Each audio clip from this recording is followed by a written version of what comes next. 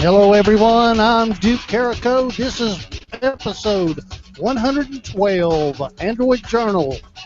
I'm Bruce Turner in Lynchburg, Virginia. I'm Jeff Zayas in Napa, California.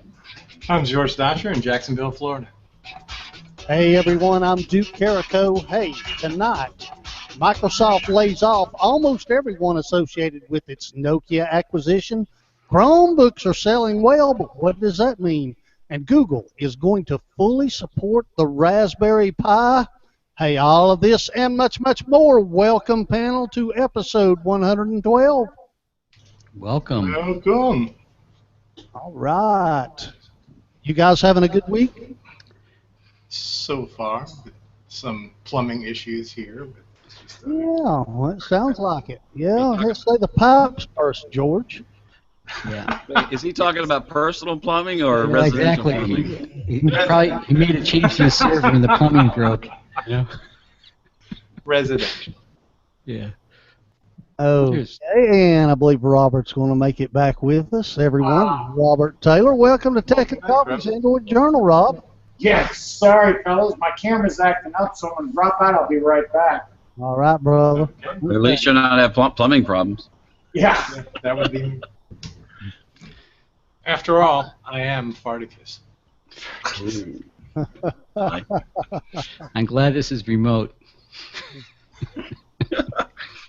Hey, guys, let's go ahead and get into it. Listen, in all honesty, man, after all the I/O news, it seems like there hasn't been a whole lot of Android news. There has been some, and we'll talk about that. But I thought we'd start off tonight talking about the announcement that Microsoft made this week that they're laying off hundreds as it guts its phone business, okay? And just to kind of catch everyone up in case you forgot, 2 years ago, Microsoft acquired Nokia's phone business for $7.2 billion. They've already wrote off last year $7.6 billion, and they cut 7,800 jobs, supposedly to refocus its phone efforts. Now they're writing off almost another billion this week and announced layoffs, mainly in Finland, of 1,350 jobs. I guess the question that I'm going to pose to you, Bruce, is what does this mean for Microsoft's phone business? Are they going to start selling Android-branded Microsoft phones, or are they going to try and hold on maybe to the enterprise and save Windows Phone?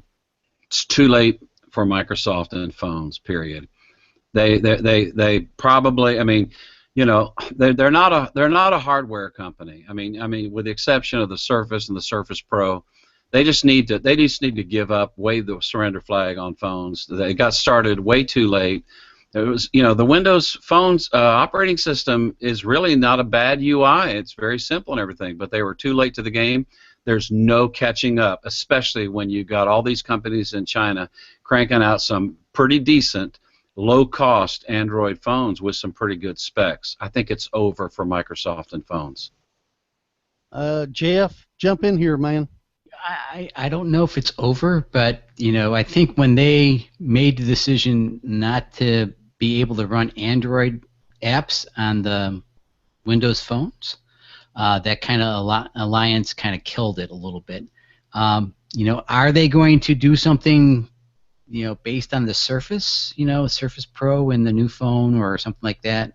Did they get a significant amount of knowledge from Nokia's brain drain to do something different? Who knows? But you know, they are. You know, again, I think I'm with Bruce on this. I think that it is such a Android or iOS driven market that's the only two players that are going to survive right now, because why? You know, and they were already developing Cortana on, you know, Android apps. I mean, on Android. So maybe they're going to try a different angle. Okay. Hey, George, you know, Nadalia said when Microsoft purchased Nokia, he was on some sort of a forum. I can't remember now which one, but I do recall him saying that he thought it was a mistake for Microsoft to buy Nokia. I guess hindsight being 2020, wouldn't you agree? I don't know. I think their phone business will actually still be around. It'll just be leaner because it's already low in sales anyways. There's a lot of third-party manufacturers manufacturing phones with Microsoft's OS in it, so I don't see that going away overnight. I see them just cutting back because they don't have the sales that they require to keep those people around. Okay, Robert, I like to think about BlackBerry, and BlackBerry was a popular platform till iOS came along and Android developed into a real operating system. And BlackBerry has done nothing but struggle for the last 5-6 years. I mean, nobody really takes them serious anymore. Microsoft has never had that privilege in the phone market for people to really lean to. What do you think, man? Well, I mean, they called it Crackberry for a reason. I mean, people were literally addicted to their BlackBerry phones because it was the first real smartphone that offered true connectivity. But once iOS developed, BlackBerry thought that they could sit on their laurels, and they just let iOS develop further and further. And then comes Android, and BlackBerry still didn't realize that, the warning, the writing was on the wall, you're in trouble. They still sat on their laurels. Now you've got two behemoths out there, and there was no coming back. They could try and restructure and bankruptcy all they wanted. There's no coming back. Microsoft, being the big behemoth that it was in the desktop environment, missed the boat completely when everybody was saying mobile, mobile, mobile, mobile, mobile. They did not adhere and jump on board quick enough. Even as big as they are, they didn't jump on board quick enough. And they're going to suffer the same fate that BlackBerry did. It's going to be a slow, dying death because it's a big company. Microsoft's a big company. But you're going to start seeing these hacks, these cutoffs of layoffs and reorganization structurally and all of this other nonsense. But the end result is the giant is so big, you can't slay him with a toothpick. So in the end, Microsoft really does need to wave the white flag.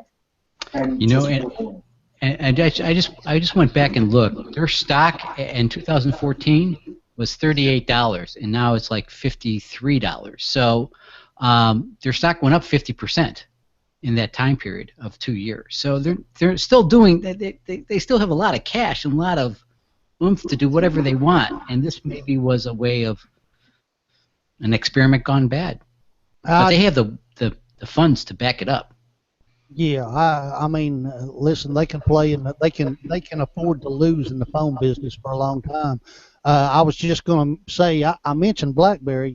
BlackBerry is now running in a fork of Android, and they're still not making any progress. So, should Microsoft choose Android, it doesn't mean that they're suddenly going to be successful. Right. Hey, I just want to ask this. I'm going to throw this question out to the panel, and then we'll move on. But tomorrow you wake up and you're in charge of Microsoft's phone, the mobile OS, hardware and software. What would you do to turn it around? I'd retire. I figured that'd be a smart aleck. Seriously, I mean, do you think there's a way to salvage it at this point? And I mean this. I joked 3 years ago that if Microsoft was really serious about getting people to mobile, they would lose money like crazy. But they would offer some sort of an incentive, such as buy a Windows 7 laptop and we'll give you a top-of-the-line mobile phone for free. That would have been a way to get people, because like Bruce said, I played with them, man. Windows Mobile OS is not a bad platform whatsoever, but they just they missed the boat. I'll tell you what I do with that guy, and they had all this cash laying around. There's only one way that they can avoid, dying in this area completely, and that is to offer to pay developers twice what they're earning from iOS and Android, and that ain't going to happen. They lost because developers are not going to develop for this platform. I don't care what they do. Even if they took the Amazon approach and says we're gonna really work hard on creating a nice piece of hardware, and we're gonna subsidize it. We know we're not gonna make money on it for 2 years, 3 years, 4 years. Developers are not going to develop for this platform. Why are you going to develop for a community of 1,000 people when you can go into Houston or Los Angeles and you've got 3, 4, 5 million people to market to? You're not going to pick the smallest vine and go harvest grapes from that. No developer is going to do that. Yeah. Sorry, Jeff. No, that's fine. I would have a different approach. I would forget the hardware altogether and concentrate on putting out killer software for all the devices, and then try to drive your Microsoft connectivity from your enterprise to the software on your either iOS or Android device, and do it that way, and give up on the idea of manufacturing hardware. Have some killer software that's integrated completely that people would want to do it, and attack the animal that way. Because why care about what device you're using? You want to care about the software that is using it.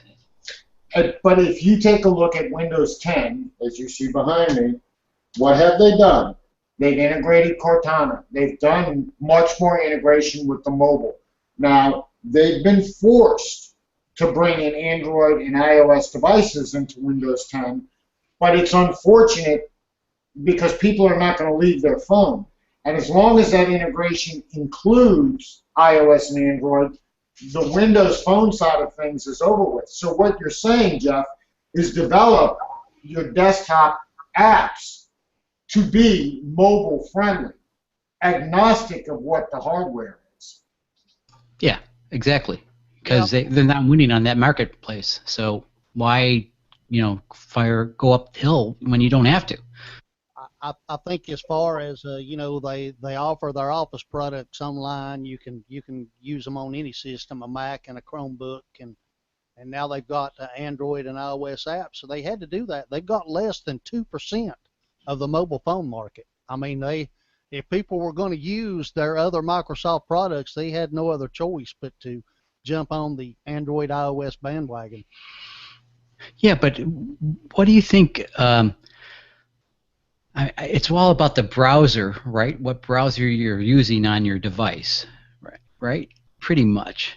So they have to come up with some way to circumvent that, because who's using Bing on their mobile device, right? I mean, so it's got to be something. They got to come up with something that's very, very clever, catchy, and fast, that integrates into the desktop.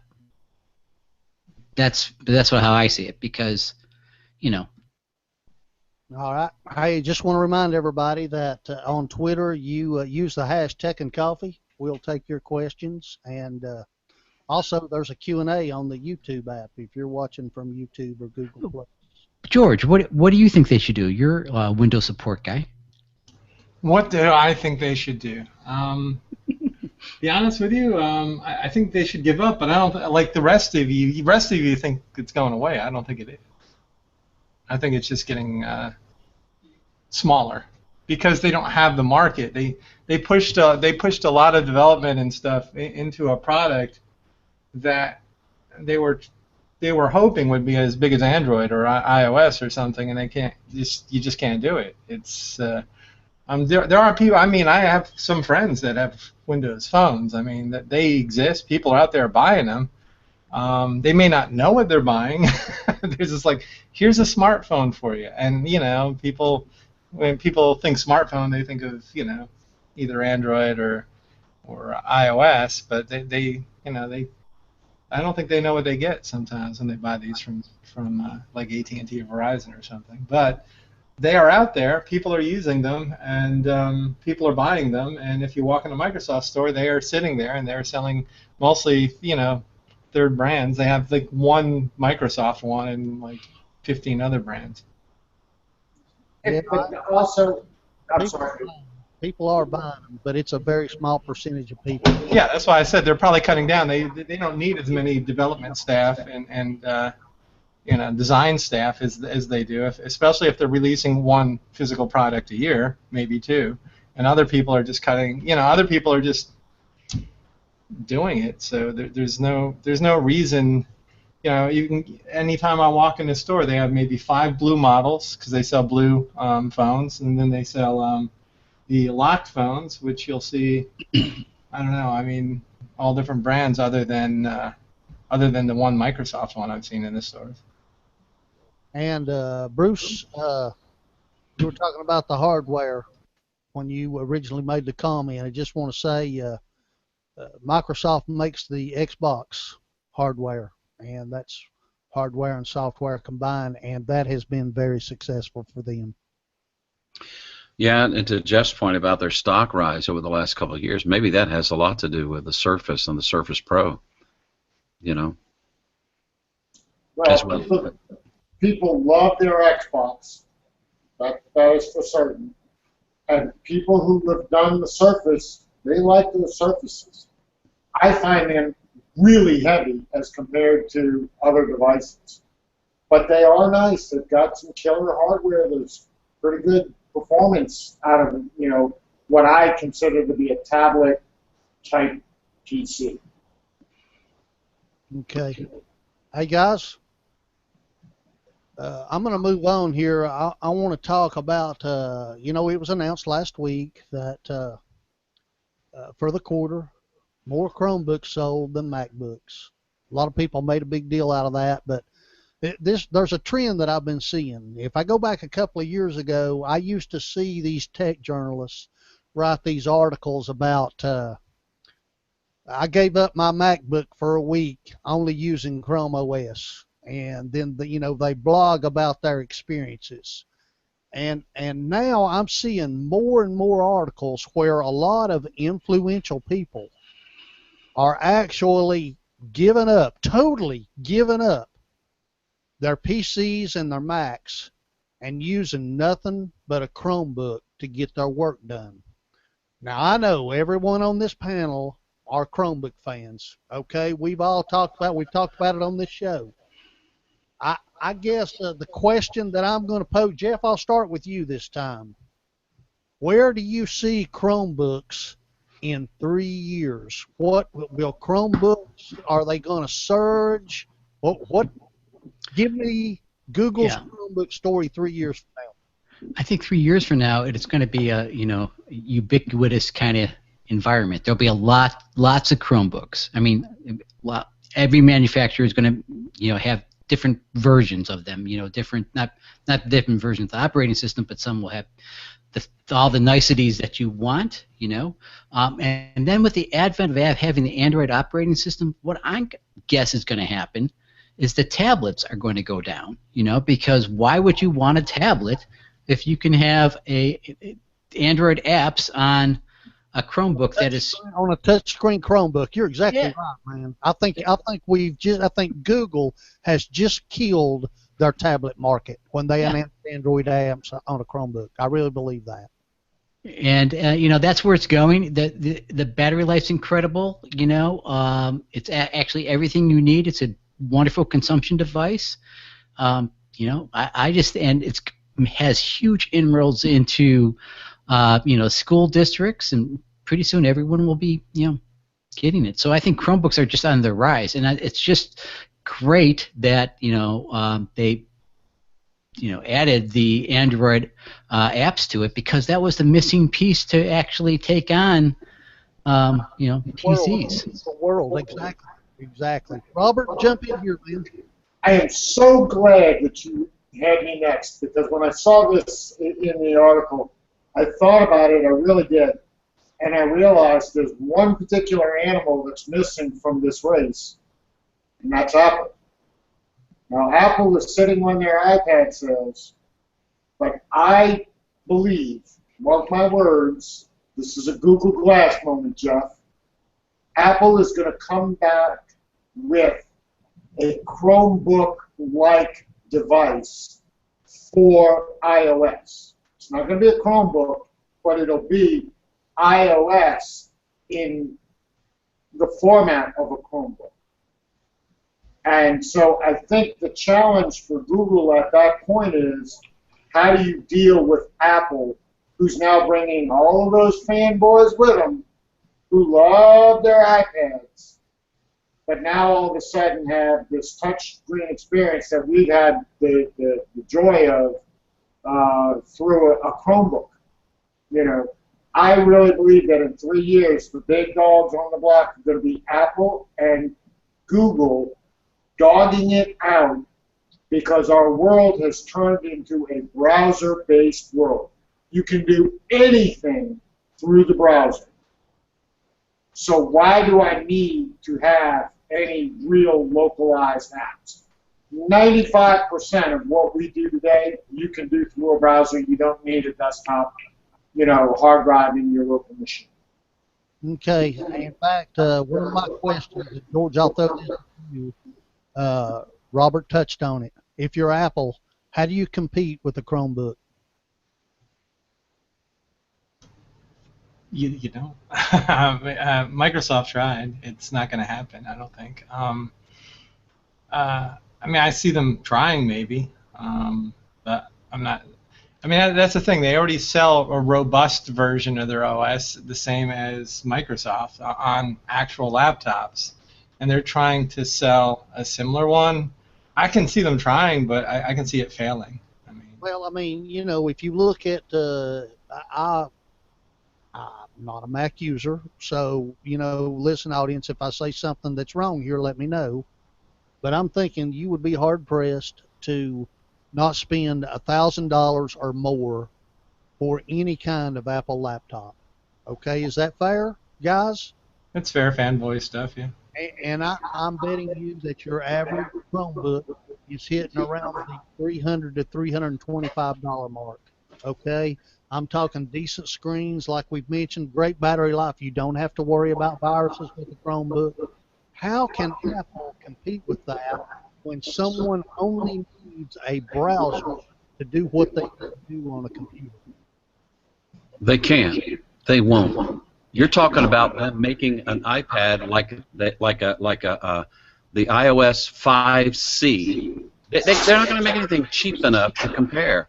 I mean, an iPad with a keyboard, they've already got something like that. They're not going to make something in the price range that's going to be competitive with what Chrome OS and all of the companies that are working with them, Lenovo and Asus and Acer and everybody else. They can't and they won't. They're not gonna create a $300 or $400 machine. They're not gonna go the 5C route again with colored plastics. But they're not gonna do a $300 to $500 machine. But I would bet your bottom dollar that they're going to come out with a browser-based $600 or $700 machine that competes against the Chromebook. And people will buy it because that is what Apple fanboys do. They will buy it. And it will be a browser-based machine. I guarantee. I will stake my Google Glass victory. I'm actually. I'll call you on that bet. Yeah, I'm actually with Bruce on this. I don't think they throw the baby out with the bathwater, right? They're not gonna. They have a niche, That's why they don't let anyone else manufacture their products. They make so much money, right? So, no. Why put out a competitor to their own brand and dilute their market like that? No. I don't see it. No, I don't see it. Because Chromebooks outsold Apple. That's why. They don't care. Okay. I mean, their stock is still way up. They wouldn't make a 12-inch MacBook Air with a pink plastic cover on it. It ain't done. When's it going to be called? The iSafari or something? I mean, Google. There's more Google cars out there. autonomous cars than Apple cars. They don't care. They're going to come up with their own product the way they want to do it. Apple watches have sold out all of Android watches, right? So they don't care. They make money. Okay. Let's see. Yes, Jeff. Okay, listen, I know this is hard, but try and look into your crystal balls here. I said 3 years. Where's the Chromebook versus the MacBook and the PC 10 years from now? Is it still a market to where, or are we going to see something totally different? Chromebooks there won't be such a thing as a laptop 10 years from now. What do you think, man? Will Chrome rule the day simply because you can buy a Chromebook so cheap? And let me ask you another thing. What about Android on Chromebooks? Are we going to start seeing Chromebooks with gyroscopes and temperature sensors and all of this other stuff that drives up the cost of the smartphone? Right now, with a Chromebook, all you got to have is a keyboard, a battery, and Chrome OS browser, Well, I'm putting my, little 5-year crystal ball. I'm wearing glass right now. I'm wearing my glass, but I think everything's going right into the home automation. Far field technology. Where you're just talking to something and it responds back and controlling things. That's turned it into another appliance. People are not going to be using their systems as much as you think when they can get answer verbally through Google Home or Amazon Echo or Apple, Siri Plus, whatever. So a lot of that information is going to be verbal. So do you think, for example, I'm just throwing my 5-year hat out. I agree with you on this particular point, okay? I think you will actually walk into your living room and say, turn the news on, and your TV will turn on and instantaneously go to your favorite news channel. Or you'll say, play Michael Bublé, and your stereo will turn on, and Michael Bublé will come to the speakers. Or you'll walk up to your refrigerator and say, add milk to my shopping list. And it will add a gallon of milk to your shopping list, which will then be displayed on the only real portable device that you carry with you, your phone. You want to hear my prediction? Here you go. It's going to sound crazy.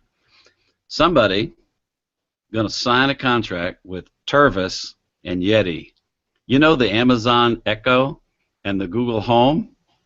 10 years from now, you're going to have your Tervis mug, 20 ounce. It's going to be everything. It's going to keep your coffee warm. It's going to keep your cold drinks cold.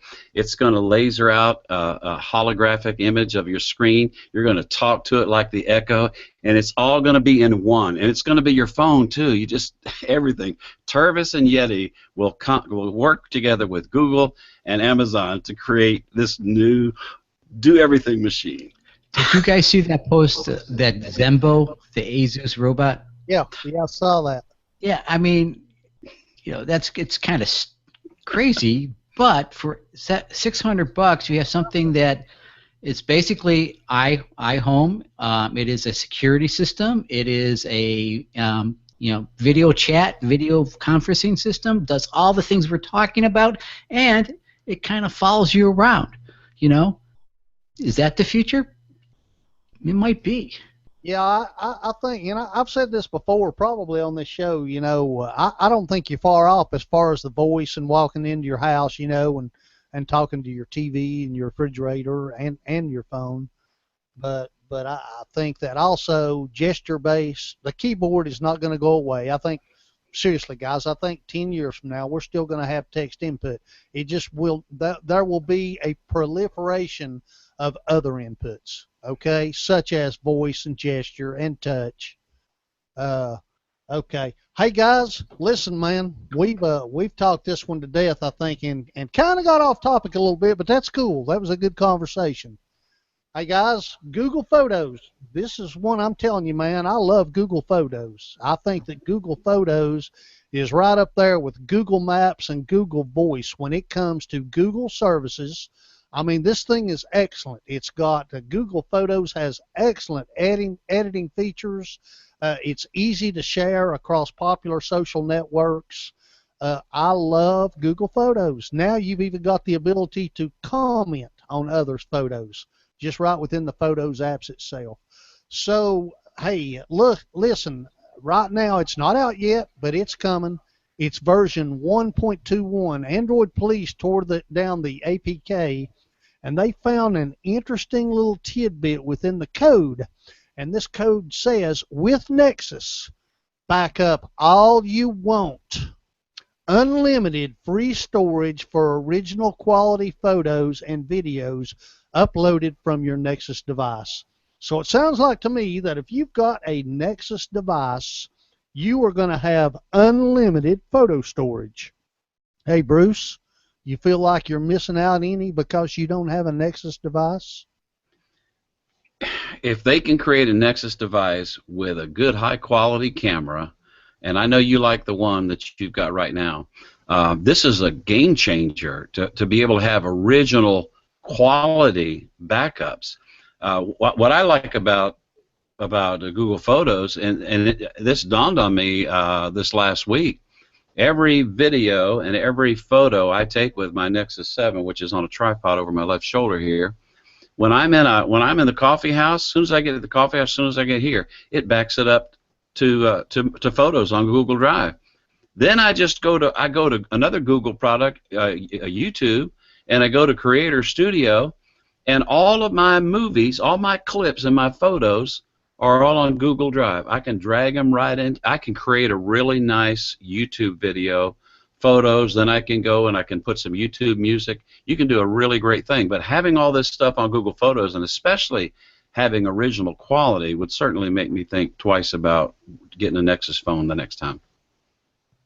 Absolutely, absolutely, and I do love my Nexus camera, Bruce, especially low-light photos. Low-light photos, I'm serious, it blows me away how I can go outside in the dark and the moon shining, and without a tripod or anything, I can take a picture of the moon, and son of a gun if it isn't a good picture. Yeah.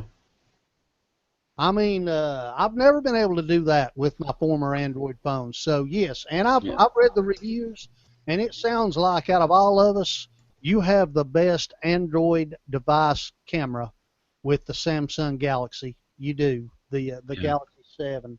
I saw Jeff smile at you a little bit when you said that because, you know, we all know you're from Tennessee, and when you talked about going outside and you mentioned the word moonshine, he started grinning there. And he didn't know if you were talking about low-light photos or beverages. Actually, I was talking about moon and Obama. He said he went outside with moonshine. Yeah, exactly. I'm going like, Oh, gosh. Okay, hey, George, you got anything you want to add here on Google Photos? You ever use them? What do you got to say, man? Well, actually, I got a couple things to say about Google Photos. So one thing a lot of people don't know about Google Photos is it'll translate RAW photos. So you can it's big, but you can upload giant RAW photos off your DSLR, and it converts them to PNGs for you automatically. So you don't have to. And if you don't have a Nexus device, I would advise someone to buy a Chromebook where you get 100 gigs of free storage on Google Drive, and that includes photos. yeah, but you can upload. I mean, for $1.99, you can increase your storage on Google pretty significantly. You know. Yep. The one thing I don't know, how many photos do we have to take? You know, I find myself taking a lot of photos, and then I'm going like, all right, I got to delete some of these things. This is just crazy, right? So, yeah, I think we have to be a little bit more judicious about. I'm taking photos of things I'm going to buy to compare later. You know, it's crazy. So, Well, I think I got to get better at it. You know, you don't need 17 photos of your bicycle spokes. And that's true. You know, you'll see people, taking pictures, and they will stand there for 5 minutes. Click, click, click, click, click, click. They'll take a picture after picture after picture. Like, how many times are you going to take a picture of that car from the same angle? It's crazy. You know, the one thing that got me is the with my LG, you could do like you can keep on. You can take like 10 shots in a row, and I do that when I want to create a GIF, right? Of, but then I'm stuck with all these photos, So I delete them after I make the GIF, but yeah. I went out the other day and took a bunch of photos, and I was kayaking. And I took some movies, and I took some stills, and I gave my granddaughter an old camera and told her to take some pictures. She did a great job, by the way. But, I mean, man, for 3 days now, Google's been making movies and animated GIFs based upon those pictures, I mean, I've got more movies and GIFs than pictures I took. So, yeah, that's another thing I love about Google and Google Photos is how they string that stuff together, man. And they give it an album name, I mean, it might not always be imaginative. Mine was Friday in Kingsport, okay? And it was a kayaking trip, but it was cool. It was very cool. So, absolutely. Listen, I do love, first of all, I love my Nexus. Thank you, Google. But what a great job Google Photos is. And the fact that they're going to offer me, storage for all my 4K videos and my full-sized, not compressed photos is just awesome. I do have one question, Google. What about the photos that I originally sent that was larger than 1080p? And you compress down? If you go this route, do I get full resolution back on the photos that I sent to you originally that you compressed? I would like to know that. So I don't think that's possible because I don't think they store the original photo. So I think you'd be stuck with the compressed photo. And that makes sense because they didn't upload the full size for you. And what happens when they start doing 3D uploads and things like that, bigger formatting of, movies and things? I want to add one thing here. This is not new news. It's a little bit different news. I don't know if y'all know this, but if you're an Amazon Prime member, you get unlimited photo storage with Amazon Prime. Yeah. And it doesn't matter what device you store it on. You take it there. It's something to think about. But again, Google's photos seem to be so perfect in how they just automatically come up and what they do. Why even try to learn and then have a different location for everything? Right, and that's why I've got 2 photos in Amazon and 500 in Google. Yeah. And let me ask you guys a question. Anybody have Facebook Moments installed on your device? It drives me crazy. I'll take 3, 4 photos, and just as soon as I take about that many photos within a 2-minute span, I get a notification from Moments saying, you just took so many photos. Do you want to share them with your friends? And it just keeps popping up. What a nuisance, man. What a nuisance. And I've looked for a way to turn that off and can't find it. Yeah. One thing I got to say is that Facebook Live, that they process those videos pretty damn quick. Yes, they do. They do. And I would like to talk about Facebook Live on another show. I know Bruce has it on his Win 10 to where he's able to do it. I checked as recently as yesterday, and that is still not available for me. But listen, I would like to talk about Facebook Live in the future because I think that is one powerful platform for live. I think that when Facebook introduced this, that they literally made apps like Periscope and Meerkat obsolete. I really do. Hey guys, let's move on. Here's something I want to talk about. Smartphone batteries. Hey Bruce, you recently upgraded to a Samsung Galaxy S7. How satisfied are you with the battery life of that device? You're muted, Bruce. You're muted, Bruce. Yeah, I'm more satisfied with the S7 battery life than any other phone that I've ever owned, considering that this is the first phone I've owned in the last 4 that didn't have a replaceable battery. But when I go to bed at night, which is usually about 10 o'clock at night, and I look over my phone, I'm sitting at 45 to 55% battery life left. Isn't that a great feeling? Hey, Jeff? You still using the LG G3, correct? Correct. How satisfied are you with the battery life? I am, you know, I'm guessing it's almost 2 years old now, getting close to it, maybe a year and a half, year and 8 months, and it's holding its charge beautifully. I'm like Bruce. When I look at it right now, it's 72%, right? So at night it'll be down to maybe 55, and I abuse. This is what I normally do. I wake up, I have my coffee. By the time I charge my phone right then and there. By the time I finish my coffee, it's 100%. So it seems to charge it within 20 minutes, 15, 20 minutes, and I'm good to go all day. I love it. George, I know you've got a couple of blue phones, if I remember correctly. One of them does have a high capacity battery. You pretty satisfied with that? Yeah, the battery lasts a couple days. 4,000 milliamp battery. It is sealed, so you can't really replace it. It's got a quick charge too, so I've taken some portable batteries, and say if it's gone down to like, I don't know. I mean, even at 20%, I probably still have a good couple hours left. So it's an amazing phone for especially battery life. It just lasts. It chugs on. Hey, Robert, I'm not going to leave you out, man. How satisfied are you with your smartphone battery life? I would have to say that I'm okay with it.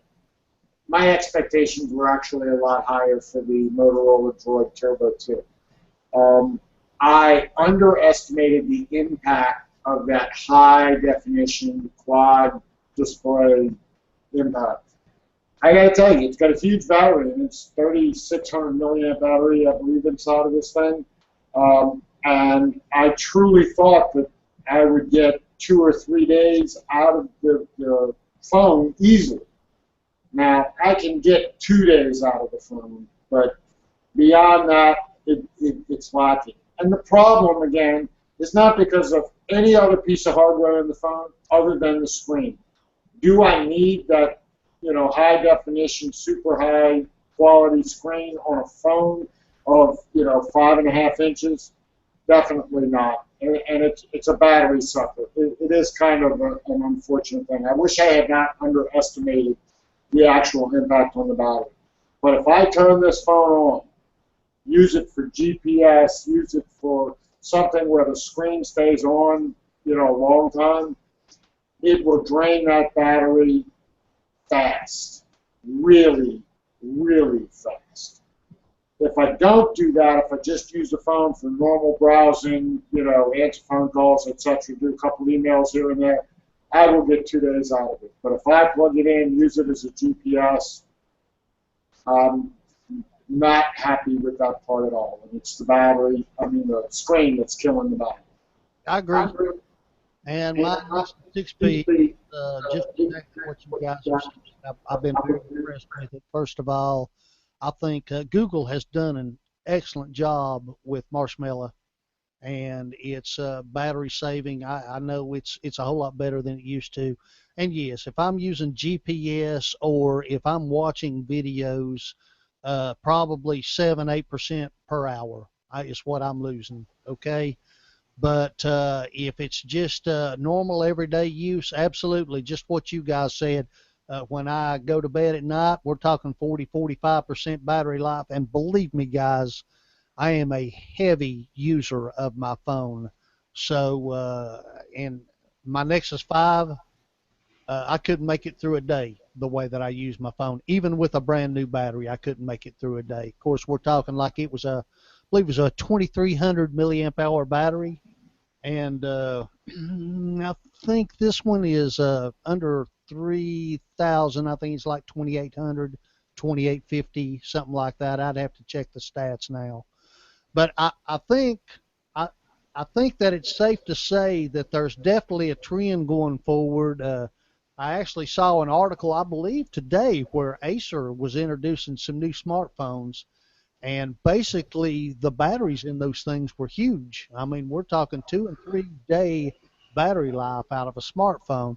And I think it's really important. I mean, everybody likes thin and chic, but I think people like being able to make it through a day without worry is more important than thin, light, and bendable when you put it in your pocket. and that's not intentional bins either.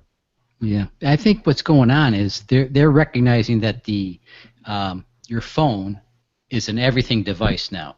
It's, people are using it to make videos, people are using it for navigation, they're using it to shop. It's like a computer basically in your pocket, and they're making it more and more rock solid in terms of battery life, and making that to be the differentiator. And even with what Bruce is saying, has a sealed battery, it doesn't make a difference anymore. Yeah, I agree. Well, I want to jump in real quick here on that. The quick charge makes all the difference in the world. Yep. If I do a quick charge on this phone, 15, 20 minutes, I go from 10% to 80%.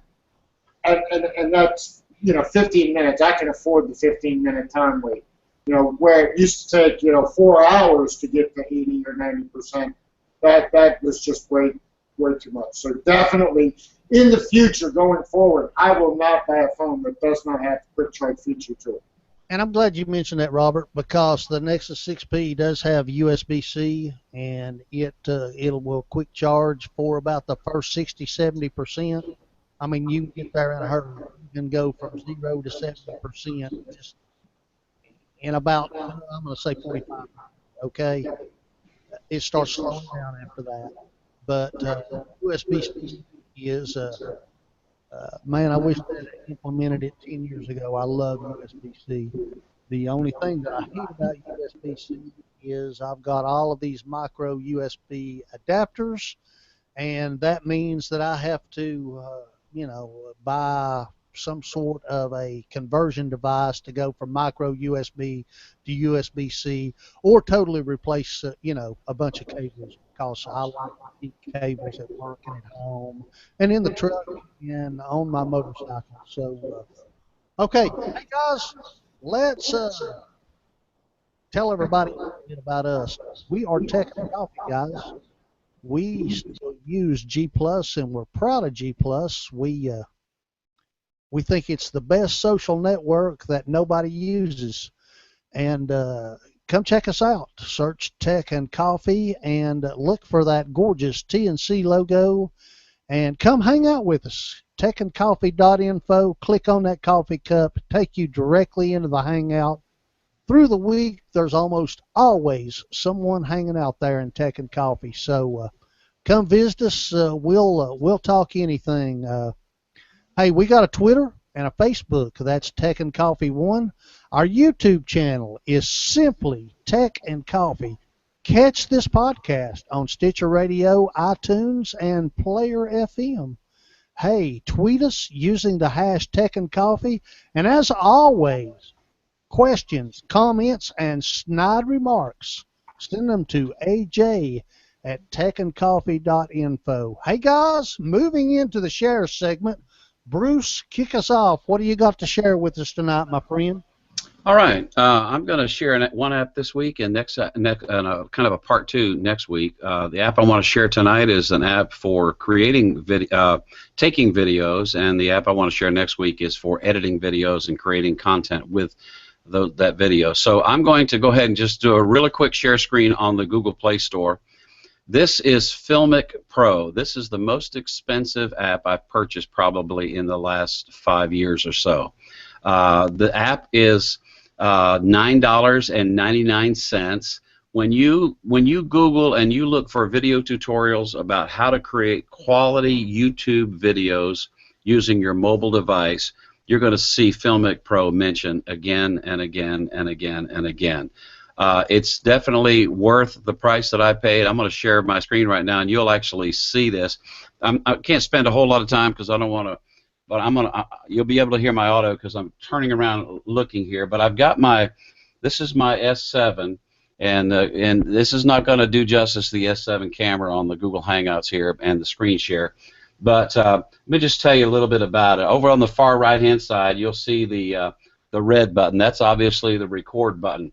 In the center of the screen, you'll see 2 little readouts. One is green on the right, and the left one is red. The red one shows your battery life. The green one shows your onboard storage that's left.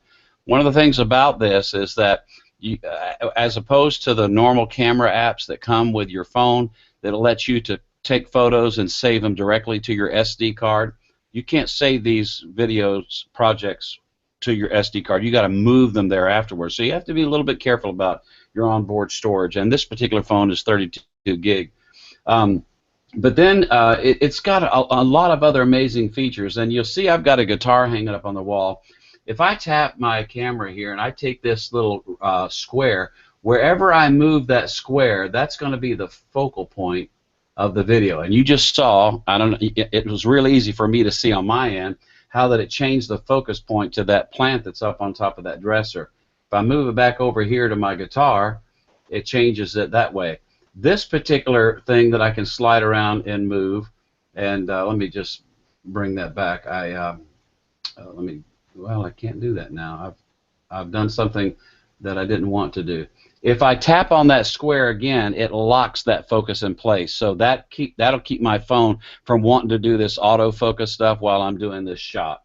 If I tap that again, it'll undo it. Now this particular one here, and I've changed the ISO. Normally, there's if I tap on this again, I can change the ISO no matter up and down. And that's really nice, and you can do that on some apps. But what I've done here is I've lost the ability for me to tap that little braided rope-looking circle, because I can change the ISO automatically by dragging that to a different place on the shot. And then when you go up here in the top here, you've got all kinds of things. This is the torch. I can turn on the light there, the torch as they refer to it, or the flash. I can turn that off. I can go into the audio, and I can do different things with the audio. I can change the audio volume of the mic up and down, and I can actually add an audio gauge on this thing where I can see if I'm peaking or not. And I'm really excited because I ordered the Rode Video Mic Me. It's going to be here tomorrow. I'm really excited about that. It's going to give me great quality. But just you can also put up a little grid. It's going to be hard for you to see that, but this is the rule of thirds, and it put up a little grid on there so I can see if I've got my horizon straight and other things. But it's just really great, and this is the app that I'm going to use for creating really great, high-quality videos. I have the opportunity to create 4K. And some other things in here, so it's really good. But this Filmic Pro is the app. It is a great app, worth $9.99. I'm fixing to really do some more work on my YouTube channel. I'm not going to be a vlogger, but my goal is to do a video every week, and Filmic Pro is what I'm going to use to create the videos. And then there's another app I'll talk about next week that I'm going to use to pull all that together with some great options. One question about it. Obviously you can like pinch and zoom and things like that as well, where you can zoom the camera? You can not only pinch and zoom, but you can actually you can do some presets as far as zoom. Let me just kind of give you a little bit of that. So if I go over here to presets, and I got that by clicking the gears, I can do different presets for zoom. That's the one that gets me to my library. But yeah, and what you can do on this right-hand side, I can actually have a 1, a 2, a 3, and a 4. I can have preset zooms that I can just tap on that, and it'll go right to that. Using this this is digital zoom, and so most people, you watch their videos, they say don't use zoom very much, because if you use it too much, it degrades the quality of your video. Because it's not like it's not like zoom on a DSLR, So, but anyway, it works great. I like it. Very good. I'm very impressed. I look forward to next week, Bruce, and you have definitely piqued my interest with that. I might be spending some Google Play Store money, some of my survey rewards on that app right there. I do have one question for you before I move on to George. Bluetooth headsets supported on that? As far as the mic audio, no. Mic audio. Yeah. No, it doesn't. In fact, there's a, I mean, if you can buy an iRig and plug it into that Lightning connector on an iOS phone or iPad, and you can get good audio. But the audio that I'm going to get with this brand new Rode Video Mic Me, now they have a Video Mic Me Pro that they use for DSLRs. It is a great mic. It's directional. It's cardioid. It's a shotgun mic. Comes with a muff. It's going to really be a real plus. Oh, But dude, if you- you've really got me interested. I'm afraid that here again, hanging out with you guys, it sounds like I'm about to spend some money again. Yeah, Money, man. money, money. Amazon, here we come. Yeah, but you can plug in another microphone into the earphone jack of your and use that, right? I can. And the Video Mic Me. Have you seen a Video Mic Me? No. Okay. This is what the Video Mic Me looks like. And I had to wait a long time to get this from Australia, but it plugs in right onto your phone, and it comes with that muff that you see there, and it has all kind of noise rejection on the sides and the back of you, so it's going to take out wind noise, road noise. It's the best thing that there is out there for improving your audio on a mobile device.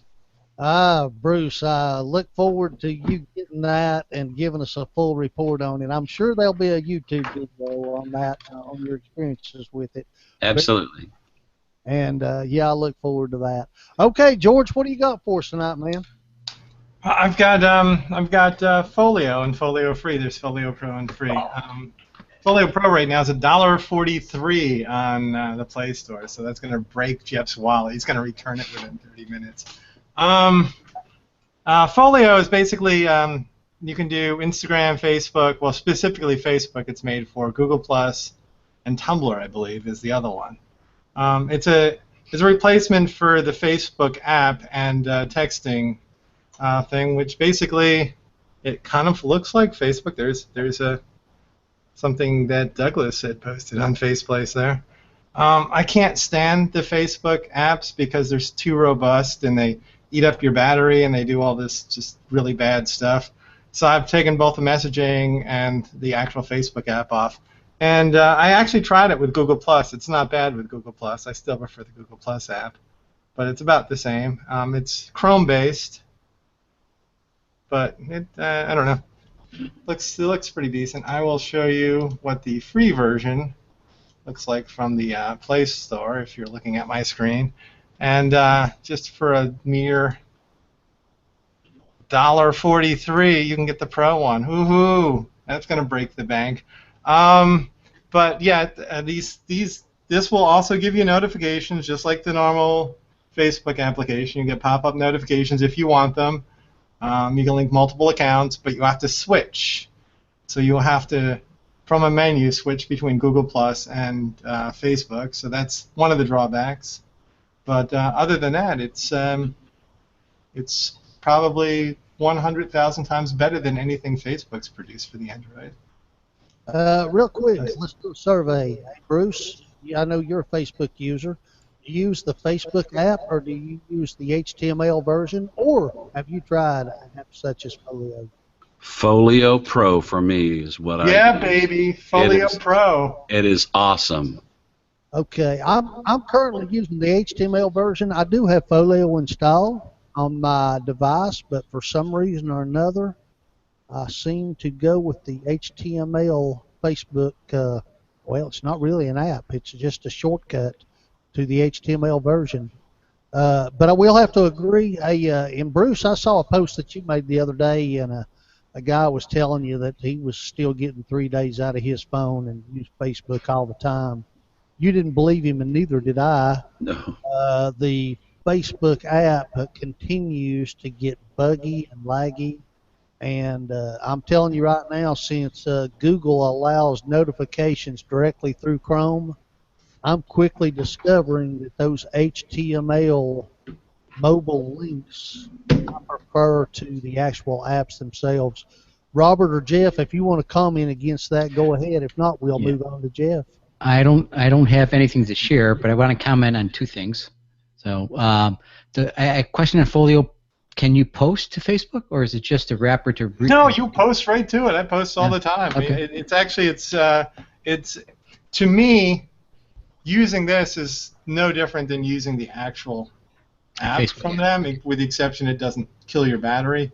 Yeah. So. And you don't need Messenger. You can message right on Folio. Yeah, its Messenger's kind of built into it. So, can I poke Tanya Bolus when I use Folio? That's really Sure, why not? okay. Yeah. All right, and then just to dovetail, because I have nothing to share. I don't, I was bad today. You can always use the wireless mics, right, for your smartphone. So in case you were doing a Zoom or you wanted to do something, far away and you were walking away from you can actually use your wireless mics, and that works out really, really well. Yep. So that's my little share. Oh, very good, Robert. What you got, man? I am so thrilled because, again, hanging out with Tech and Coffee, what do we love to do? Spend money on Amazon, right?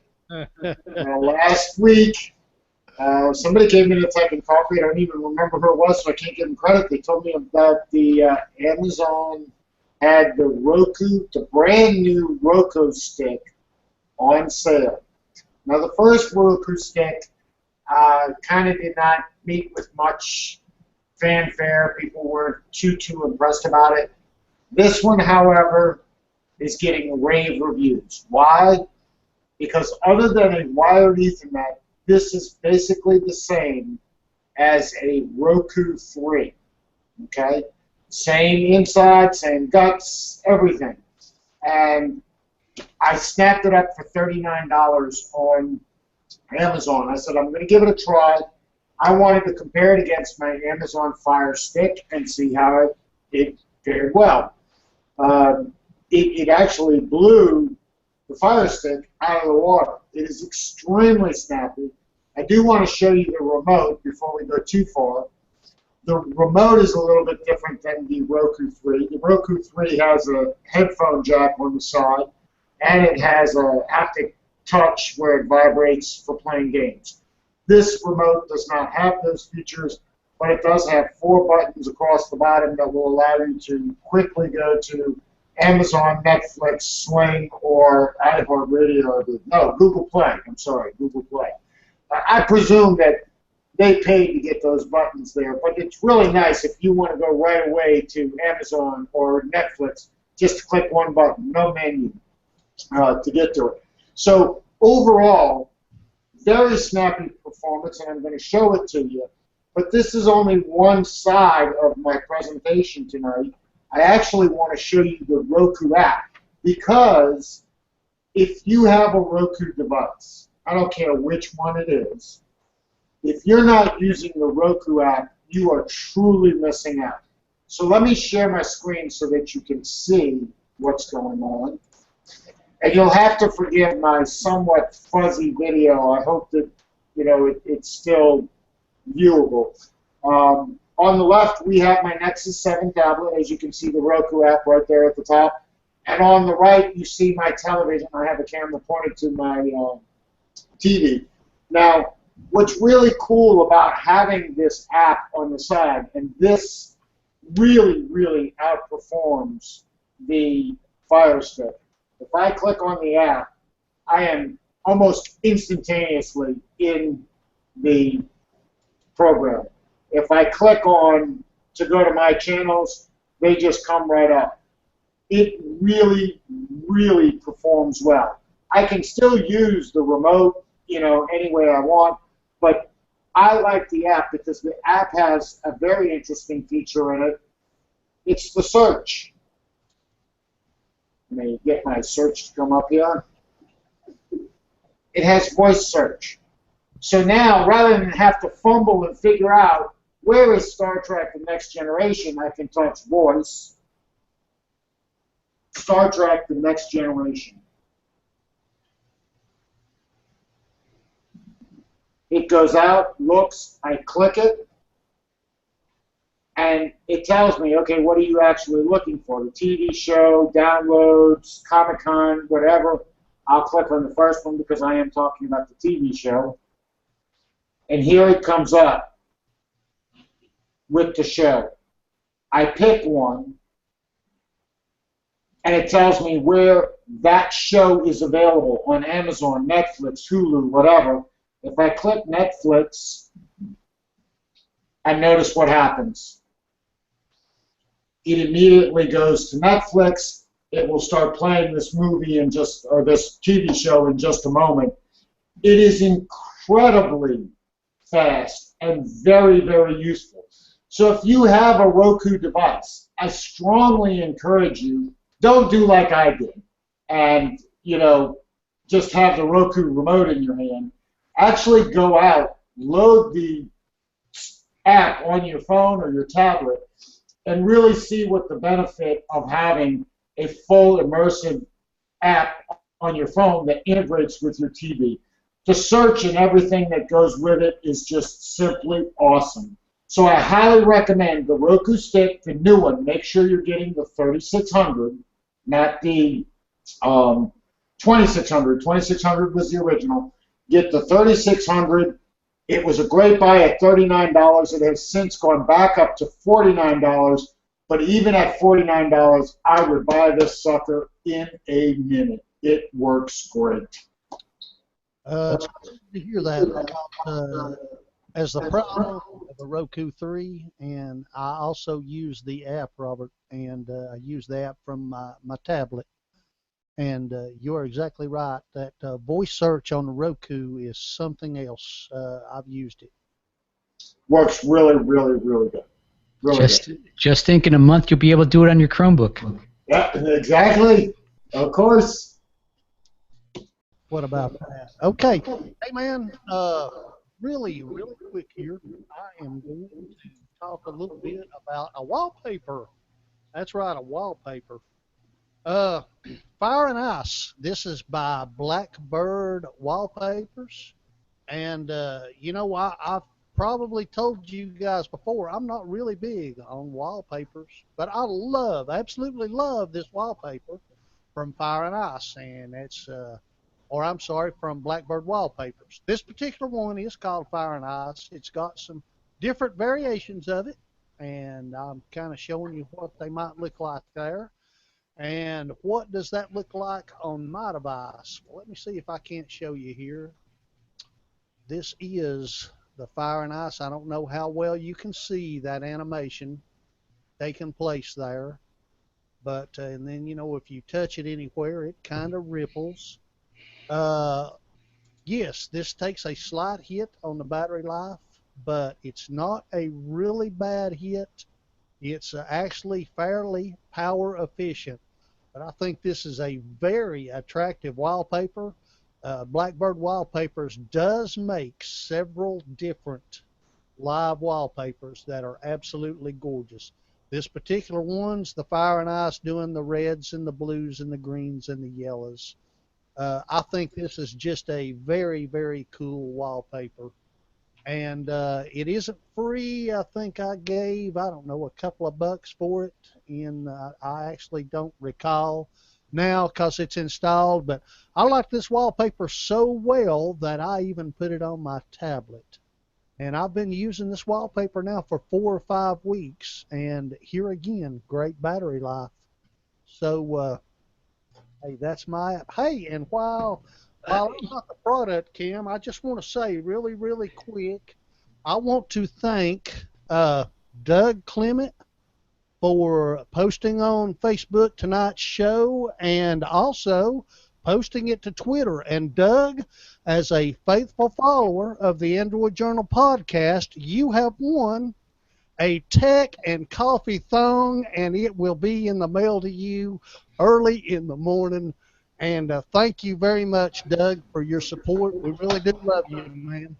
Please do not send pictures of you wearing it. So there are pictures of all of us wearing them somewhere out there.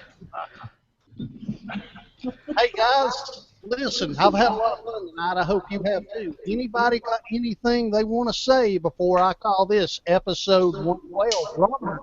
Next week, I'm going to do the Amazon Fire Stick. I'm going to show you the same thing, and you can decide for yourself which way you want to go, Roku or Amazon Fire Stick, but I got to tell you, the Roku is killer.